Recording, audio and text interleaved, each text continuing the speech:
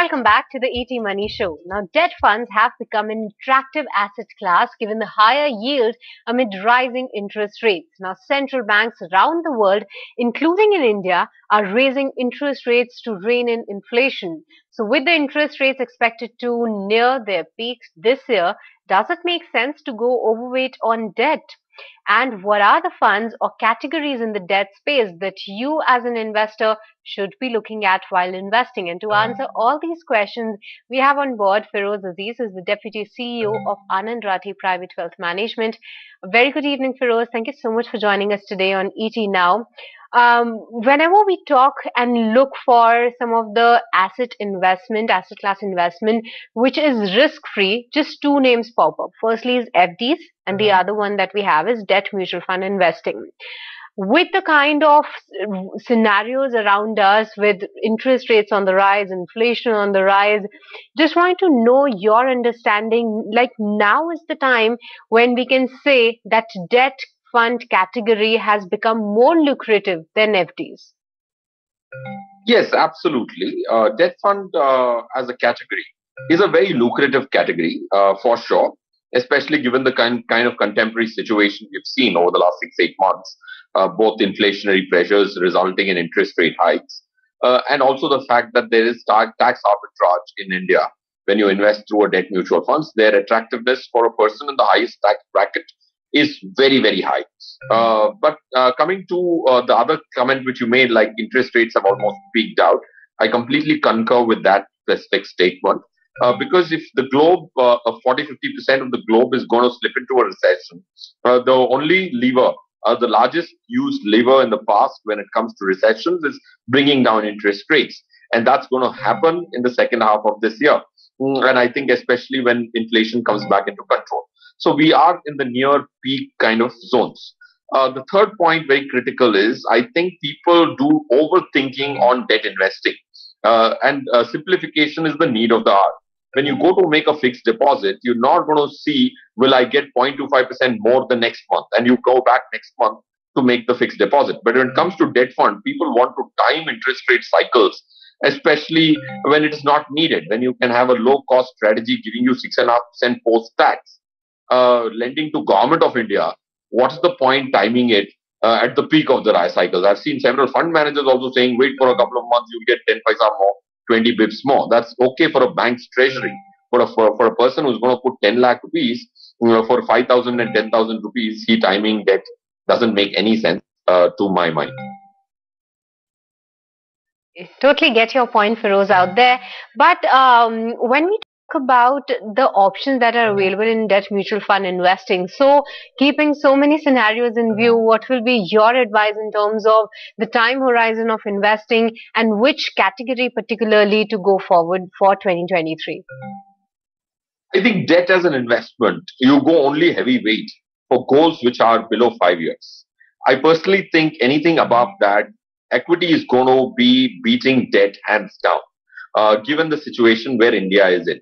So if you're going to get twice more than debt funds over a 5-year period, should you overly skew your investments for periods which are greater than 5 years into debt? The answer is no. Coming back to which category which you should look for, I personally think you have to simplify your life.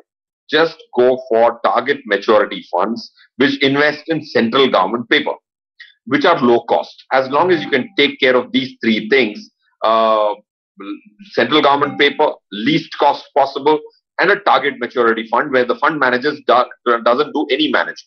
If you are going to get an implied FD rate of close to 10%, if you are in the highest tax bracket, if you take an FD of 10%, you will end up paying 3.5% as your tax and you will be left with 6.5%. Today, that's what you end up getting if you buy a 3-year plus target maturity fund only lending to central government, where the probability of default is negligible. So coming back to your question, you have to keep your life simple, ignore most of the categories, just focus on a target maturity fund of central government. Everything else, even a state government paper, gives you only a 0.2% more, not worth the complexity. But does it make a case at this point in time to consider the roll down strategy? Yes, a roll down strategy is one of the nomenclatures which is used for specific kinds of funds A roll down strategy, if I have to articulate it for the benefit of the viewer, is buying a fund manager buys the bond, does not do any management, waits for it to roll down till it becomes a matured bond. That's why it's called a roll down strategy. So if you buy a 3 year roll down fund, after 1 year, the bond will be just 2 years to maturity. So you're marrying your objective of holding period with a fund manager's objective of holding period. So that makes minimal management and in turn low cost possible. Okay, Feroze. So finally, let me ask you this question that keeping so many scenarios in view and also where you have already shared your preference when it comes to the debt mutual fund investing, is this a time to go overweight on the debt category? Yes, to my mind, yes. It also this question has two parts. Where do you exit from and where do you go? If it is an FD exit, I would say you should make FDs zero. Unless you have an affinity towards a bank, there is no reason any highest tax bracket individual should have even 1 rupee in a fixed deposit. Because a bank can still default, but central government can't default on a rupee bond. So you're reducing risk, increasing return by 50%. See, if you take a 7% FD, you get 4.5% after tax or 4% after tax. Here you will get 6.5% after tax. That means if you're getting an interest of 100 rupees after tax, now you will get 150 rupees after tax. So to answer your question, if the money is coming out of fixed deposit, you should go completely overweight debt funds and zero in fixed deposit if you are at the highest tax. If the money is coming out of equity, you have to ask yourself this question: is this money needed for the next 4 5 years?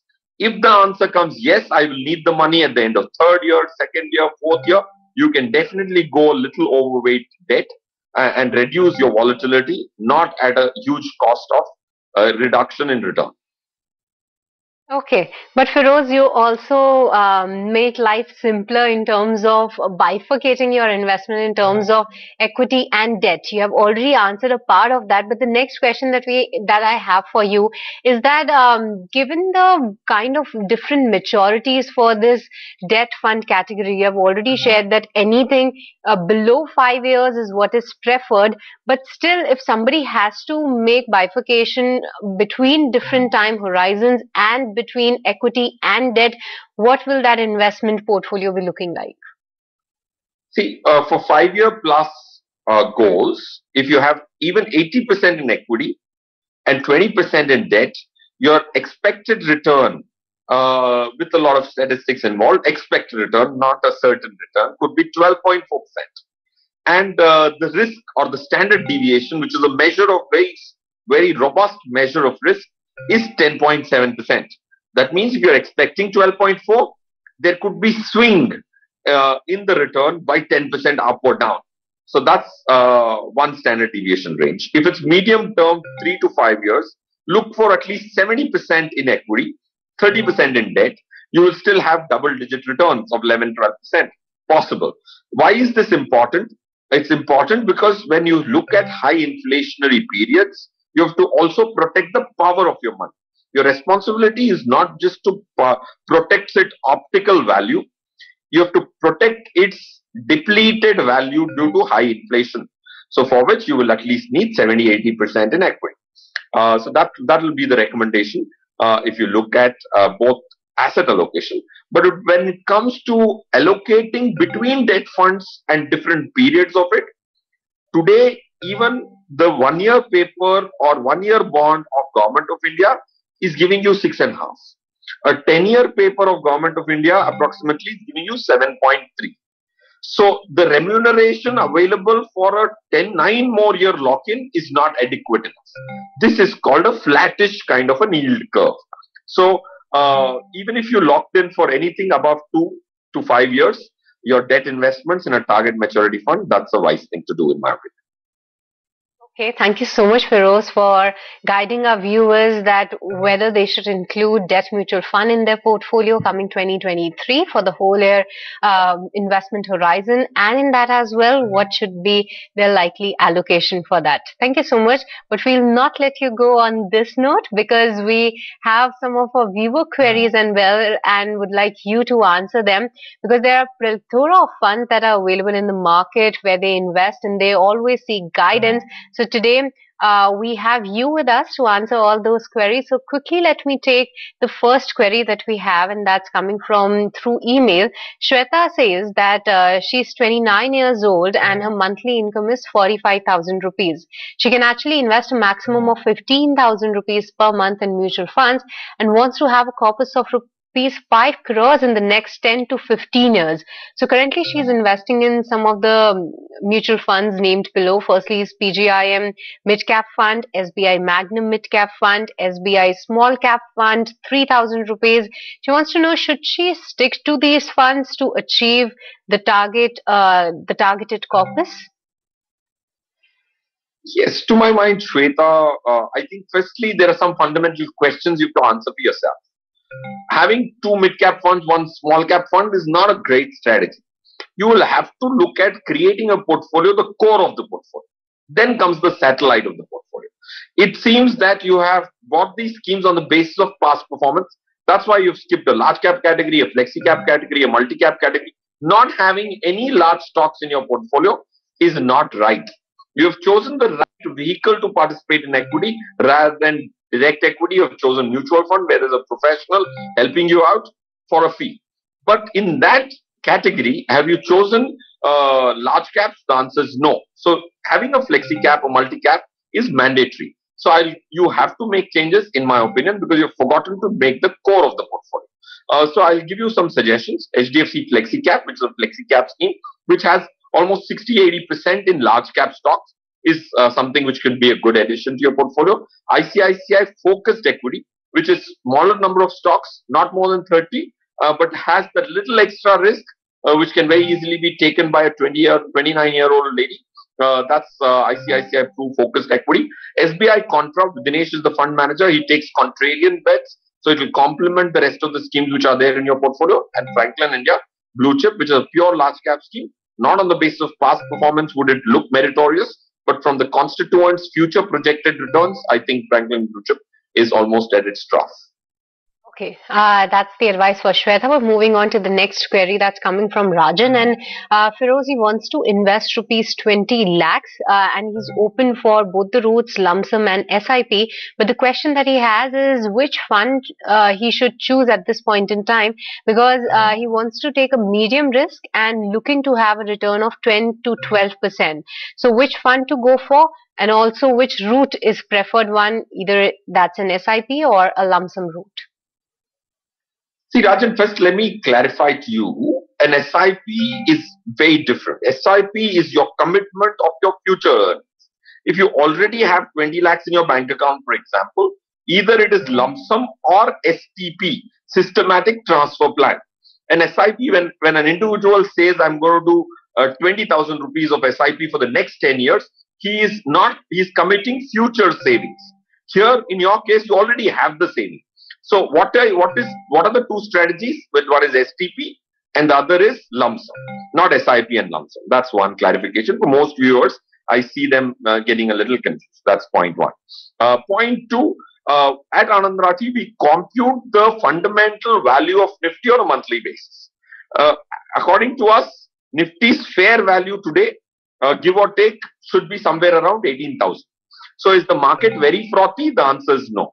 So you can almost at a juncture where we are at 18,000 today practically, there is no froth in the market as per the valuation models of ours. So you can look at lump sum as well and STP as well. So you can be indifferent about both these strategies. Then coming to, if you want a medium risk, to define medium risk, I personally think if you have standard deviation of portfolios less than 7, I would call them medium risk, for which you will have to have 60% in equity and 40% in debt. If you're going to put 12 lakhs out of your 20 in equity, you're automatically taking a reasonably low risk. even after 3 years, if the market is down 20%, you will not lose capital because the debt will make up for the return or the return lost in equity. So now coming to the schemes on the equity side would be similar to what we recommended Shweta, which was our previous caller. So ISDFC FlexiCap, SBI Contra, Franklin India Blue Chip. You can look at ICICI Focused Equity, and lastly Kotak Emerging Equities. All 5 funds from 5 different categories and 5 different asset management companies as well. On the debt side, you can look at IDFC Gilt 2027 Index Fund, which only buys 5-year paper or 4.5-year paper now of 2027 of central government. So their diversification is not needed because you're investing only in one bond of government of India. So that their diversification is immaterial. But Feroze, the last question that we have is from Meera Hegre. She says that she is a working professional and want to invest 50 lakhs over the next 5 to 7 years.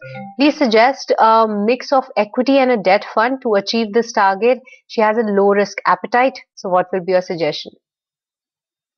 Meera, if you want to invest 50 lakhs, this 50 lakhs is going to come as savings, let's assume in the next 5 to 7 years. You're speaking of 8 to 9 lakh per annum kind of saving. Firstly, if your saving is not already accrued, unlike in the case of Rajan, who was our previous caller, then you should look at SIP commitments for yourselves. That's point one. Point two, if you are going to be saving over a period of time, your equity proportions could be larger, as large as even 80-90%, because you're not putting all your money at once. So I would recommend 80-90% going into equity.